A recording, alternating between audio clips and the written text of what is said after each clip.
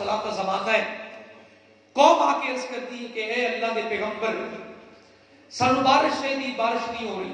تو میدان آپ نے پورا مسئلہ لا دے دعا کی تھی, اللہ کی بارگاہ سے جواب آیا. کلیم اللہ جو ہے اللہ تعالیٰ فرما دے اے میرے بندے موسیٰ تیری قوم میں ایک ایسا کرتوتی آدمی ہے, گناہگار ایپی آدمی ہے, وہ جدوں تک نکلے گا نہیں بارش نہیں ہوگی.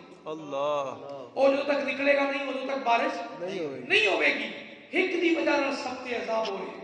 حضرت موسیٰ علیہ السلام نے اعلان فرمایا وہ کون ہے جس کی وجہ سے باقی رحمت تو معلوم ہے, مہربانی کرے چلا جائے. انہوں نے دل نے سوچا اگر میں نکل کے جانا ہاں تو سب کے سامنے ظاہر ہو جاواں گا. اللہ تو کیا سوچا اپنے دل اندر ہی کہنے لگا یا اللہ ہن تک پردہ رکھا ہی نہ تو تیری بارگاہ وچ معافی منگنا ہاں, مہربانی فرما میرے گناہ معاف کر دے, میرے گناہ معاف کر دے. آج کوئی بھی مجلس چوں نہیں نکلا بارش شروع ہو گئی. ایک شخص بھی مجلس چھوڑ کے نہیں گیا کہ بارش شروع ہو گئی. جب بارش شروع ہوئی نا پھر حضرت موسیٰ علیہ السلام نے پھر عرض کی مولا بندہ تو کوئی نہیں گیا, بارش شروع ہو گئی تو بارش کیوں شروع ہو گئی؟ اللہ نے جواب فرمایا اس سے بندے دی وجہ تو بارش ہو گئی. سبحان اللہ.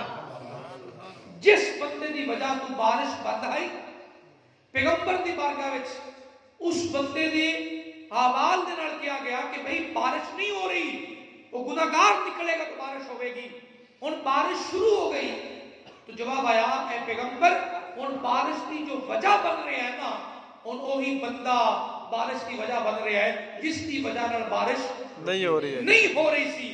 عرض کی مولا وہ ہے کون جس کی وجہ نال بارش نہیں ہوئی, ہن بارش بھی ان دی وجہ نال ہو رہی ہے؟ تو جواب وچ میرے رب نے فرمایا جدوں گناہ کردا ہا اودوں پردہ ظاہر نہیں کیتا, ہن تو پانی میرا گیا. سبحان اللہ سبحان اللہ. ہن تے وہ پانی میرا گیا ہے, میرا گیا ہے. ہن تو پانی میرا گیا ہے. جدوں تک رب دے نہیں نہ شکلاں پھٹن دے وے نہ کرتوتاں نوں ظاہر ہون دے وے تو پھر اتنا مہربان ہے تو جس ویلے پرہیزگار بڑھن دے لئی توبہ دے رستے تے آ کے بیٹھے گا اللہ پاک دی عزت دی قسم میرے نبی نے فرمایا التائب من الذنب کمن لا ذنب لہ, جڑا ایک باری دربار خدا تے آ کے توبہ کرتا ہے اونوں اللہ پاک ایویں گناہوں تو پاک کر دیندا ہے جویں اونے کبھی زندگی وچ گناہ کیتے ہی نہیں. بے شک بے شک بے شک بے شک سمجھ نہیں آ رہی. سبحان اللہ. تو نمازاں روزے زکات اور حج